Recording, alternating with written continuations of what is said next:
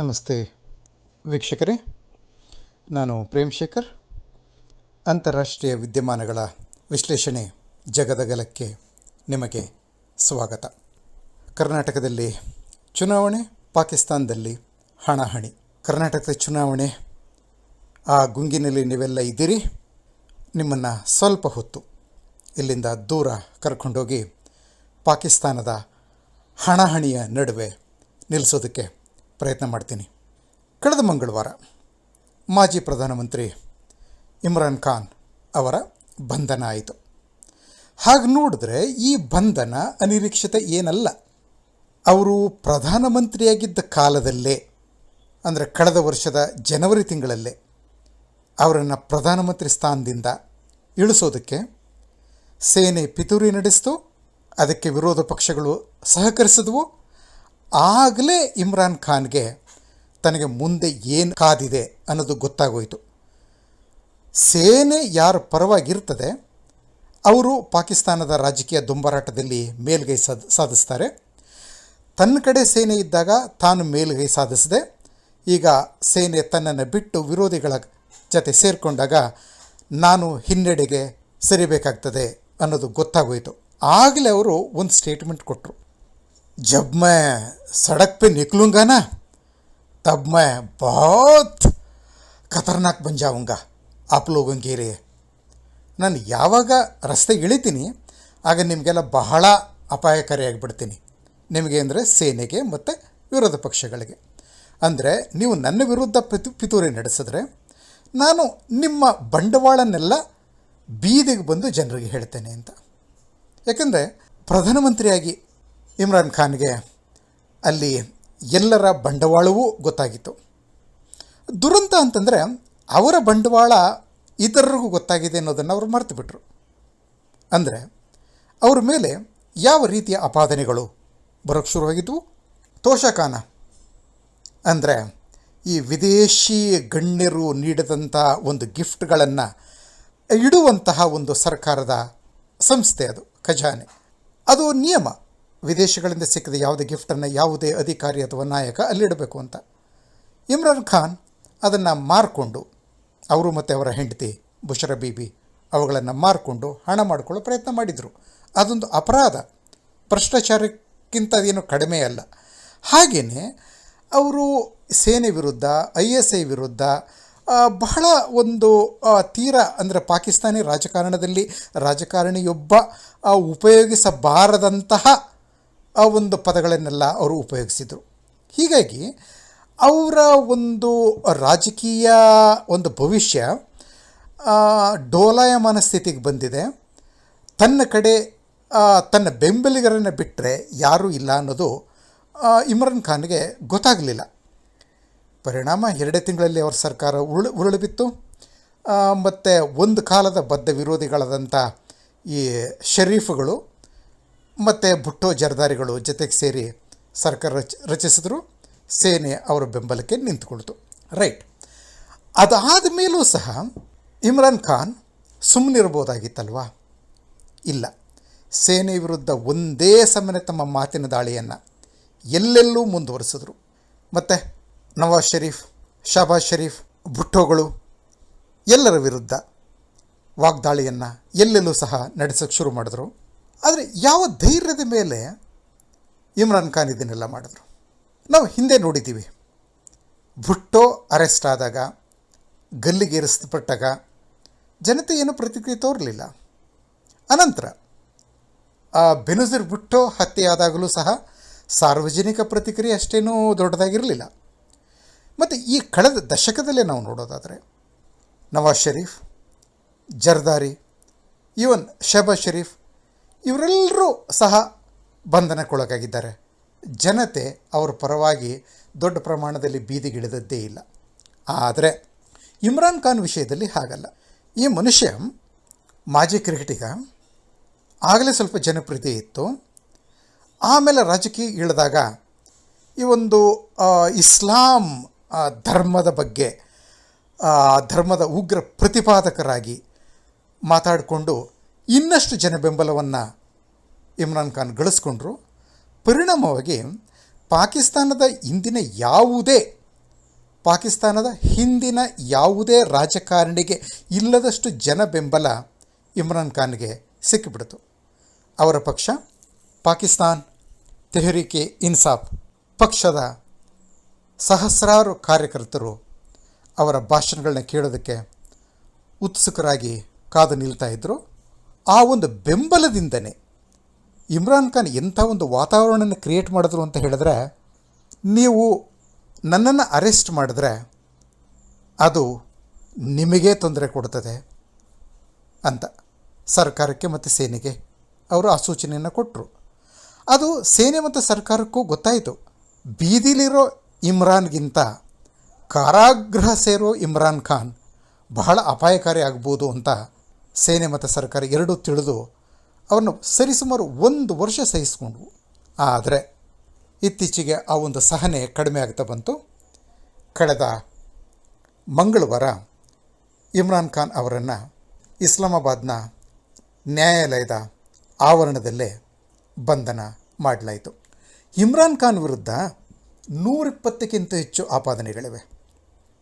ಒಂದಲ್ಲ ಒಂದರಲ್ಲಿ ಅವರು ಬಂಧನಕ್ಕೆ ಒಳಗಾಗೋದು ಓಕೆ, ಅದು ಎಕ್ಸ್ಪೆಕ್ಟ್ ಮಾಡಲೇಬೋದಾಗಿತ್ತು ನಾವು.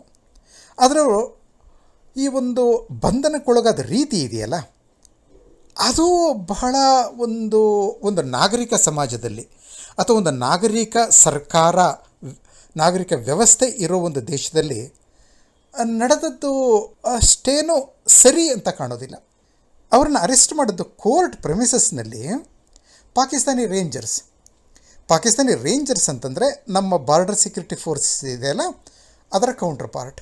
ಪಾಕಿಸ್ತಾನಿ ರೇಂಜರ್ಸ್ ಗಡಿಯಲ್ಲಿರಬೇಕು, ರಾಜಧಾನಿಯ ಕೋರ್ಟ್ನಲ್ಲಿ ಅವ್ರಿಗೇನು ಕೆಲಸ? ಆದರೆ ಪಾಕಿಸ್ತಾನದಲ್ಲಿ ಯಾರು ಎಲ್ಲಿ ಬೇಕಾದರೂ ಇರ್ಬೋದು, ಏನು ಬೇಕಾದರೂ ಮಾಡ್ಬೋದು, ಸೇನೆ ಅವ್ರ ಪರವಾಗಿದ್ದರೆ ಸಾಕು, ಇಷ್ಟೇ ಆಯಿತಾ. ಸೇನೆ ಮತ್ತು ISI ರೇಂಜರ್ಸ್ಗೆ ಕಳಿಸ್ತು ಅರೆಸ್ಟ್ ಮಾಡಿ ಅಂತ. ನ್ಯಾಯಾಲಯದಲ್ಲಿ ಜಾಮೀನಿಗಾಗಿ ಹೋದ ಇಮ್ರಾನ್ ಖಾನ್ ತಮ್ಮ ಒಂದು ವಾದವನ್ನು ಮಂಡಿಸೋದಕ್ಕೆ ಅವಕಾಶ ಸಿಕ್ಕದೆ ಅಲ್ಲಿ ಹೊರಗೇನೆ ಪಾಕಿಸ್ತಾನಿ ರೇಂಜರ್ಸಿಂದ ಬಂಧನಕ್ಕೊಳಗಾಗ್ಬಿಟ್ರು. ಮರುದಿನವೇ ಇಲ್ಲ, ಆ ಗಳಿಗೆನಲ್ಲಿ ಅವರ ಸಪೋರ್ಟರ್ಸ್ ಎಲ್ಲ ಕಡೆ ದಾಂಧಲೆ ಎಬ್ಸೋಕ್ಕೆ ಶುರು ಮಾಡಿದ್ರು. ಯಾವ ಮಟ್ಟದಲ್ಲಿ ಆಯಿತು ಅಂತ ಹೇಳಿದ್ರೆ, ಪೆಶಾವರ್, ಲಾಹೋರ್ ಅಲ್ಲಿನ ಕೋರ್ ಕಮಾಂಡರ್ಸ್ನ ನಿವಾಸಗಳಿಗೆ ಸಹಸ್ರಾರು PTI ಕಾರ್ಯಕರ್ತರು ದಾಳಿ ಇಟ್ಟರು. ಅಷ್ಟೇ ಅಲ್ಲ, GHQ ರಾವಲ್ಪಿಂಡಿ ಅಂದರೆ ಪಾಕಿಸ್ತಾನಿ ಸೇನೆಯ ಮುಖ್ಯಾಲಯ ಅದು, ಅಲ್ಲಿ GHQ ಓಕೆ ಅಲ್ಲಿಗೆ ದಾಳಿ ಇಟ್ಟು ಅದರ ಒಂದು ಫ್ಲೋರನ್ನು ಸಂಪೂರ್ಣವಾಗಿ ಹಾಳು ಮಾಡಿಬಿಟ್ರು. ಅಂದರೆ ಪಾಕಿಸ್ತಾನಿ ಸೇನೆಯ ಒಂದು ನೆಲೆ ಅದು. ಅಲ್ಲಿಗೆ ಅಂದರೆ ಸೇನಾ ದಂಡನಾಯಕ ಎಲ್ಲ ಮುಖ್ಯಸ್ಥರು, ಸೇನಾ ಮುಖ್ಯಸ್ಥರು ಇರುವಂಥ ಜಾಗ, ಅಲ್ಲಿಗೆ PTI ಕಾರ್ಯಕರ್ತರು ದಾಳಿ ಇಟ್ಟು ದಾಂಧಲೆ ಎಬ್ಬಿಸಿ ಅದರ ಒಂದು ಫ್ಲೋರನ್ನು ಹಾಳು ಮಾಡಿದ್ರು ಅಂತ ಹೇಳಿದ್ರೆ ಜನಾಕ್ರೋಶ ಯಾವ ಮಟ್ಟಕ್ಕಿತ್ತು, ಸೇನೆ ಎಂಥ ಒಂದು ಜನವಿರೋಧವನ್ನು ಎದುರಿಸ್ತು ಅನ್ನೋದನ್ನು ನೀವು ಅರ್ಥ ಮಾಡ್ಕೋಬೋದು. ಲಾಹೋರ್ನಲ್ಲಂತೂ ಕೋರ್ ಕಮಾಂಡರ್ ಅವರ ನಿವಾಸಕ್ಕೆ ದಾಳಿ ಇಟ್ಟಂಥ ಈ PTI ಕಾರ್ಯಕರ್ತರು ಅಲ್ಲಿ ರೆಫ್ರಿಜಿರೇಟರನ್ನು ತೆರೆದು ಅಲ್ಲಿದ್ದಂಥ ತಿನ್ನುವ ವಸ್ತುಗಳನ್ನೆಲ್ಲ ಎತ್ಕೊಂಡ್ಬಿಟ್ರು. ಇವನ್ ಫ್ರೋಝನ್ ಸ್ಟ್ರಾಬೆರೀಸನ್ನು ಸಹ. ಪಾಕಿಸ್ತಾನಿ ಜನತೆ ಗೋಧಿ ಹಿಟ್ಟಿಗಾಗಿ ಬೀದಿನಲ್ಲಿ ಜಗಳಾಡೋದನ್ನು ನಾವು ನೋಡಿದ್ದೀವಿ. ಸೇನಾಧಿಕಾರಿಗಳ ಮನೆಯಲ್ಲಿ ಫ್ರೀಝರ್ಗಳಲ್ಲಿ ಫ್ರೋಝನ್ ಸ್ಟ್ರಾಬೆರಿಗಳಂಥ ವಸ್ತುಗಳು ಸಿಗ್ತವೆ ನೋಡಿ. ಆ ಒಂದು ಪಾಕಿಸ್ತಾನದ ವಿರೋಧಾಭಾಸವನ್ನು ಅದು ಬುಧವಾರ ಜನತೆಯ ಪಾಲಾಯಿತು. ಅಷ್ಟೇ ಅಲ್ಲ, ಅಲ್ಲಿದ್ದಂಥ ಆ ನಿವಾಸದ ಉದ್ಯಾನದಲ್ಲಿದ್ದಂಥ ಈ ನವಿಲುಗಳನ್ನು ಸಹ ಜನರು ಹಿಡ್ಕೊಂಡು ಎತ್ಕೊಂಡು ಹೋದದ್ದನ್ನು ನಾವು ನೋಡಿದ್ವಿ. ಸೇನೆಯವರ ವಿರುದ್ಧ ಏನನ್ನೂ ಮಾಡಲಿಲ್ಲ. ಅಂದರೆ ಸೇನೆ ಸಾಮಾನ್ಯವಾಗಿ ಏನು ಮಾಡುತ್ತೋ ಅದನ್ನು ಮಾಡಲಿಲ್ಲ, ಬದಲಾಗಿ ಸುಮ್ಮನೆ ಅರೆಸ್ಟ್ ಮಾಡ್ತು. PTIನ ಅದು ಸೆಕೆಂಡ್ ರಂಗ್ ಲೀಡರ್ಶಿಪ್ ಇದೆಯಲ್ಲ, ಫವಾದ್ ಚೌಧರಿ ಮತ್ತು ಇತರ ಪ್ರಮುಖ ನಾಯಕರನ್ನು ಅರೆಸ್ಟ್ ಮಾಡ್ತು. ಸುಮಾರು 2,000 ಕಾರ್ಯಕರ್ತರನ್ನು ಬಂಧನಕ್ಕೊಳಪಡಿಸ್ತು. ಒಂದು ಕಡಿಮೆ ಪ್ರಮಾಣದ ಹಿಂಸಾಚಾರ ನಡೀತು. ಅಲ್ಲಿ ಪ್ರಾಣ ಕಳ್ಕೊಂಡವರು 9 ಅಥವಾ 10 ಜನ ಮಾತ್ರ. ಹಿಂದೆ ಇಂಥ ಒಂದು ಸೇನೆಯ ವಿರುದ್ಧ ಈ ಆಕ್ರೋಶವನ್ನು ಜನತೆ ತೋರಿಸಿದಂಥ ಒಂದು ಪ್ರಸಂಗವನ್ನು ಪಾಕಿಸ್ತಾನದಲ್ಲಿ ನಾವು ನೋಡಿರಲಿಲ್ಲ. ಹಾಗೆ ಸೇನೆ ಅಂಥ ಒಂದು ಸ್ಥಿತಿಯಲ್ಲೂ ಸಹ ಒಂದು ತನ್ನ ಕೈಯನ್ನು ಕಟ್ಟಿಕೊಂಡು ಕೂತದ್ದನ್ನು ಸಹ ನಾವು ನೋಡಿರಲಿಲ್ಲ.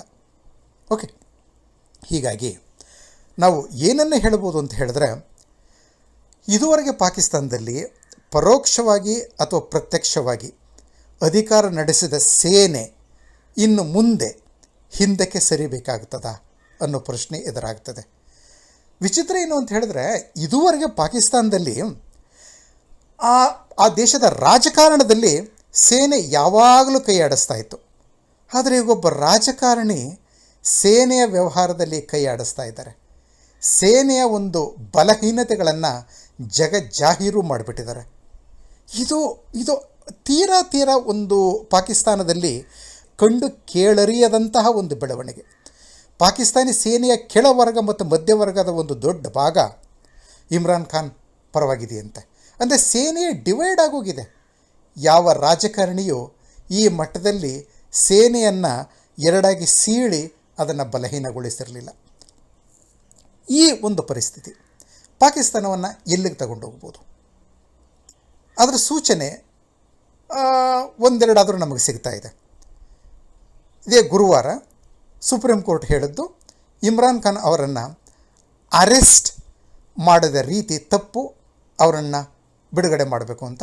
ಸರ್ಕಾರಕ್ಕೆ ಮತ್ತು ಸೇನೆಗೆ ಅದನ್ನು ಪಾಲಿಸದೆ ದಾರಿನೇ ಇರಲಿಲ್ಲ. ಶುಕ್ರವಾರ ಇಮ್ರಾನ್ ಖಾನ್ ಅವರು ಜಾಮೀನು ಮೇಲೆ ಬಿಡುಗಡೆಗೊಂಡರು. 14 ದಿನಗಳವರೆಗೆ ಜಾಮೀನು ಸಿಕ್ಕಿದೆ. ಆದರೆ ಪ್ರಧಾನಮಂತ್ರಿ ಶೆಹಬಾಜ್ ಶರೀಫ್ ಘೋಷಿಸಿರೋದು, ಇಮ್ರಾನ್ ಖಾನ್ ಅವರನ್ನು ನಾವು ಸುಮ್ಮನೆ ಬಿಡೋದಿಲ್ಲ, ನಾವು ಅವರನ್ನು ಅರೆಸ್ಟ್ ಮಾಡ್ತೀವಿ ಅಂತ. ಸರ್ಕಾರದ ಒಬ್ಬರು ಪ್ರಮುಖ ಮಂತ್ರಿ ಹೇಳಿರೋದು, ಈ ಸುಪ್ರೀಂ ಕೋರ್ಟ್ ತನ್ನ ಒಂದು ಮಿತಿಯನ್ನು ಮೀರಿ ಸಾಗ್ತಾ ಇದೆ, ಇಮ್ರಾನ್ ಖಾನ್ ಅವರನ್ನು ಬಿಡುಗಡೆ ಮಾಡಿ ಅಂತ.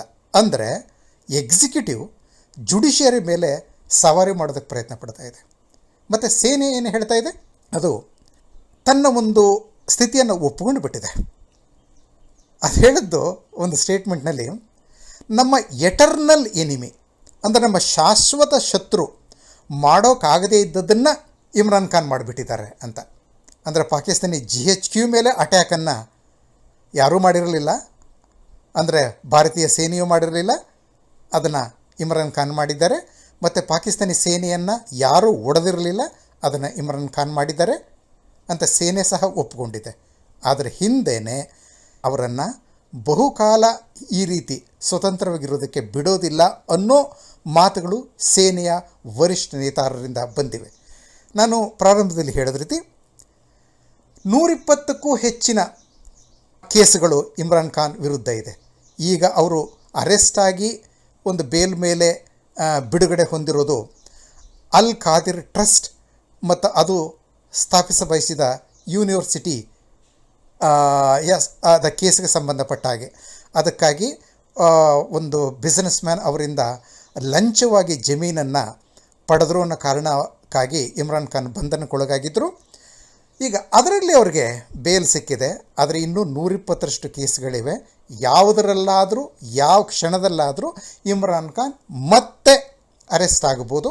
ಇದರರ್ಥ ಮತ್ತೆ ಅವರ ಒಂದು ಬೆಂಬಲಿಗರು ದೊಂಬಿಗಿಳಿಬೋದು. ಓಕೆ, ಸೊ ಹೀಗಾಗಿ ಪಾಕಿಸ್ತಾನ ಇನ್ನೂ ಸಹ ಒಂದು ಅಸಹಜ ಸ್ಥಿತಿಗೆ ಮರಳುವಂಥ ಸ್ಥಿತಿ ನಿರ್ಮಾಣ ಆಗಿಲ್ಲ.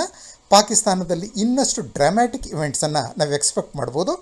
ಸದ್ಯಕ್ಕೆ ಈ ಮಾತುಗಳನ್ನ ನಾನು ರೆಕಾರ್ಡ್ ಮಾಡೋ ಸಮಯದಲ್ಲಿ, ಅಂದರೆ ಶುಕ್ರವಾರ ಬೆಳಿಗ್ಗೆ ಯಾವ ಸ್ಥಿತಿ ಇದೆ ಅಂತ ಹೇಳಿದ್ರೆ, ಇಮ್ರಾನ್ ಖಾನ್ ಬೇಲ್ ಮೇಲೆ ಹೊರಗೆ ಬಂದಿದ್ದಾರೆ. ಆದರೆ ಅವರನ್ನು ಮತ್ತೆ ಜೈಲಿಗೆ ಕಳಿಸೋದಕ್ಕೆ ಶೆಹಬಾಜ್ ಶರೀಫ್ ಸರ್ಕಾರ ಮತ್ತು ಸೇನೆ ಬೇರೆ ಬೇರೆ ದಾರಿಗಳನ್ನು ಹುಡುಕ್ತಾ ಇದೆ. ಈ ದಾರಿ ಹುಡುಕೋದ್ರಲ್ಲಿ ದೊಡ್ಡ ಒಂದು ಹೆಸರು ಪಾಕಿಸ್ತಾನದ ಇಂಟೀರಿಯರ್ ಮಿನಿಸ್ಟರ್ ರಾನಾ ಸನಾವುಲ್ಲಾ. ಇದೊಂದು ಭಾಳ ನಿಮಗೊಂದು ತಮಾಷೆ ವಿಷಯವನ್ನು ನಾನು ಹೇಳಬೇಕಾಗಿದೆ. ಇಮ್ರಾನ್ ಖಾನ್ರನ್ನ ಮತ್ತೆ ಜೈಲಿಗೆ ಕಳಿಸ್ತೀವಿ ಅಂತ ಸನಾವುಲ್ಲಾ ಹೇಳ್ತಾರೆ. ಅವರು ಇಮ್ರಾನ್ ಖಾನ್ ವಿರುದ್ಧ ಹಲವಾರು ಆಪಾದನೆಗಳನ್ನು ಹೇಳ್ತಾರೆ, ಅಧಿಕೃತ ಅನಧಿಕೃತ. 2 ತಿಂಗಳ ಹಿಂದೆಯೇ ಅವರು ಒಂದು ಮಾತು ಹೇಳಿದರು, ಇಮ್ರಾನ್ ಖಾನ್ ಒಬ್ಬರು ಡೋಪಿ ಅಂತ. ಅಂದರೆ ಡ್ರಗ್ ಅಡಿಕ್ಟ್ ಅಂತ. ಅದೇನು ಹೊಸ ವಿಷಯ ಅಲ್ಲ ಬಿಡಿ. ನಮಗೆ 87ರಲ್ಲಿ ಅಂದರೆ ಇಮ್ರಾನ್ ಖಾನ್ ಇನ್ನೂ ಕ್ರಿಕೆಟ್ ಆಡ್ತಾ ಇದ್ದಾಗಲೇ ಅವರು ಕೊಕೇನ್ ತಗೋತಾರೆ ಅಂತ ಆ ಟೀಮ್ನಲ್ಲೇ ಇದ್ದಂಥ ಸರ್ಫರಾಜ್ ನವಾಜ್ ಬಹಿರಂಗಪಡಿಸಿದರು. ಹೀಗಾಗಿ ಇಮ್ರಾನ್ ಖಾನ್ ಕೊಕೇನ್ ತಗೊಳ್ಳೋದು ಅದು ಹೊಸ ವಿಷಯ ಅಲ್ಲ. ಹಾಗಿದ್ದೂ ಸಹ ಅವರು ಜನನಾಯಕರಾದರು, ಮತ್ತು ಒಂದು 4 ವರ್ಷ ಪ್ರಧಾನಮಂತ್ರಿಯೂ ಆದರು, ಮತ್ತು ಈಗಲೂ ಸಹ ಸೇನೆಯನ್ನು ಮತ್ತು ತಮ್ಮ ರಾಜಕೀಯ ವಿರೋಧಿಗಳಿಗೆ ಸೆಡ್ಡು ಹೊಡೆದು ಅವರು ನಿಂತಿದ್ದಾರೆ. ಈಗ ಅವರು ಡೋಪಿ ಅಂತ ಹೇಳುವ ಸನಾವುಲ್ಲಾ ಅವರ ಕ್ರೆಡಿಟ್ಸ್ ಏನಿದೆ ಅದನ್ನು ನೋಡುವ. ಇದೇ ರಾಣಾ ಸನಾವುಲ್ಲಾ 2019ರಲ್ಲಿ ಲಾಹೋರ್ ನಗರದಲ್ಲಿ 15 kg ಹೆರೋಯಿನ್ ಜೊತೆ ಪೊಲೀಸರಿಗೆ ಸಿಕ್ಕಿಬಿದ್ದಿದ್ರು. ಅಂದರೆ ಇಮ್ರಾನ್ ಖಾನ್ ಅವರು ಡ್ರಗ್ ಅಡಿಕ್ಟ್ ಅಂತ ಅಪವಾದ ಉರಿಸುವಂಥ ವ್ಯಕ್ತಿಯ ಕೈಯಲ್ಲಿ 15 kg ಹೆರೋಯಿನ್ ಇತ್ತು. ಯಾತಕ್ಕಾಗಿ ಇಟ್ಕೊಂಡಿದ್ರು? ಅವರೇ ತಗೋತಾ ಇದ್ದಾರಾ ಅಥವಾ ಅವರು ಡ್ರಗ್ ಪೆಡ್ಲರ? ಅದು ಬಹಿರಂಗಗೊಂಡಿಲ್ಲ. ಆದರೆ ಖಂಡಿತ ಇಮ್ರಾನ್ ಖಾನ್ ಇದನ್ನು ಬಿಡೋದಿಲ್ಲ, ಈ ವಿಷಯವನ್ನು ಎತ್ತುತ್ತಾರೆ. ಅಂದರೆ ಒಂದು ಕಾಲದ ಡ್ರಗ್ ಅಡಿಕ್ಟ್ ಈಗಲೂ ಇರ್ಬೋದು. ಇಮ್ರಾನ್ ಖಾನ್ ಪ್ರಧಾನಮಂತ್ರಿ ಆಗ್ತಾರೆ, ಇನ್ನು ಜನಪ್ರಿಯರಿಗೆ ಮುಂದುವರಿತಾರೆ. 15 kg ಹೆರೋಯಿನ್ನೊಂದಿಗೆ ಸಿಕ್ಕಿಬಿದ್ದಂಥ ವ್ಯಕ್ತಿ ಪಾಕಿಸ್ತಾನದ ಇಂಟೀರಿಯರ್ ಮಿನಿಸ್ಟರ್, ಅಂದರೆ ನಮ್ಮ ಗೃಹ ಮಂತ್ರಿಗೆ ಸಮಾನವಾದ ಸ್ಥಾನ. 3 ವರ್ಷದಲ್ಲಿ ಆ ಸ್ಥಾನವನ್ನು ಪಡ್ಕೊಳ್ತಾರೆ. ಯಾರು ಗೊತ್ತು, ಅವರು ಪ್ರಧಾನಮಂತ್ರಿನೂ ಆಗಬಹುದು. ಅಂದರೆ ಪಾಕಿಸ್ತಾನದಲ್ಲಿ ಏನು ಬೇಕಾದರೂ ಆಗಬಹುದು. ಇದು ನಮ್ಮ ಮೇಲೇನು ಪರಿಣಾಮ ಬೀರುತ್ತದೆ? ಪಾಕಿಸ್ತಾನ ಈ ಒಂದು ಕೆಯಾಟಿಕ್ ಸಿಚುವೇಷನ್ನ ಹೆಚ್ಚು ಕಾಲ ಅನುಭವಿಸಿದಷ್ಟು ಜನರ ಗಮನವನ್ನು ಬೇರೆ ಕಡೆ ಸೆಳೆಯೋದಕ್ಕೆ ನಮ್ಮ ವಿರುದ್ಧ ಕಾಶ್ಮೀರದಲ್ಲಿ ಏನಾದರೂ ತಂಟೆಯನ್ನು ಪಾಕಿಸ್ತಾನಿ ಸೇನೆ ಮಾಡೇ ಮಾಡ್ತದೆ. ಕಳೆದ ತಿಂಗಳ 20ನೇ ತಾರೀಕು ಅಲ್ಲೇ ರಾಜರು ಬಿಂಬೇರ್ ಗಲಿನಲ್ಲಿ 5 ಜನ ಸೈನಿಕರು ಪಾಕಿಸ್ತಾನಿ ಭಯೋತ್ಪಾದನೆಗೆ ಬಲಿಯಾದದ್ದನ್ನು ನಾವು ನೋಡಿದ್ದೀವಿ. ಮತ್ತು ಸುದ್ದಿಗಳ ಪ್ರಕಾರ ಪಾಕಿಸ್ತಾನ ಅಲ್ಲಿ ತನ್ನೆಲ್ಲ ಒಂದು ಸೇನಾ ಠಿಕಾಣಿಗಳನ್ನು ಆ್ಯಕ್ಟಿವ್ಗೊಳಿಸಿದೆ. ಜೊತೆಗೆ ಅಲ್ಲಿದ್ದಂಥ ಒಂದು ಭಯೋತ್ಪಾದಕ ಠಿಕಾಣಿಗಳನ್ನು ಖಾಲಿ ಮಾಡಿ ಅವರನ್ನು ಹಿಂದಕ್ಕೆ ಕರೆಸ್ಕೊಂಡಿದೆ.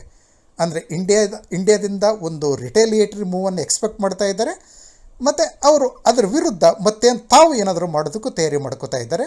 ಇದರ ಅರ್ಥ ಪಾಕಿಸ್ತಾನ ರಾಜಕೀಯ ಗೊಂದಲಕ್ಕೆ ಇಳಿದಷ್ಟು ನಾವು ಎಚ್ಚರಿಕೆಯಿಂದ ಇರಬೇಕಾಗ್ತದೆ. ಸೊ ಸದ್ಯಕ್ಕೆ ಇಷ್ಟು ಪಾಕಿಸ್ತಾನದ ಬಗ್ಗೆ, ಅಥವಾ ಸಮಯ ಮಿತಿಯಲ್ಲಿ ನಾನು ನಿಮಗೆ ಹೇಳೋದಕ್ಕೆ ಸಾಧ್ಯವಾದದ್ದು ಇಷ್ಟು.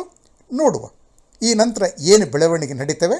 ಇವಕ್ಕಿಂತೂ ಹೆಚ್ಚು ಗಮನ ಸೆಳೆಯುವ ಬೆಳವಣಿಗೆಗಳು ಪ್ರಪಂಚದಲ್ಲಿ ನಡೀಲಿಲ್ಲ ಅಂತಂದರೆ ಮತ್ತೊಂದು ಪ್ರಮುಖ ಜಾಗತಿಕ ಸುದ್ದಿಯ ವಿಶ್ಲೇಷಣೆಯ ಜೊತೆ ನಿಮ್ಮ ಮುಂದೆ ಮತ್ತೆ ಹಾಜರಾಗ್ತಾನೆ.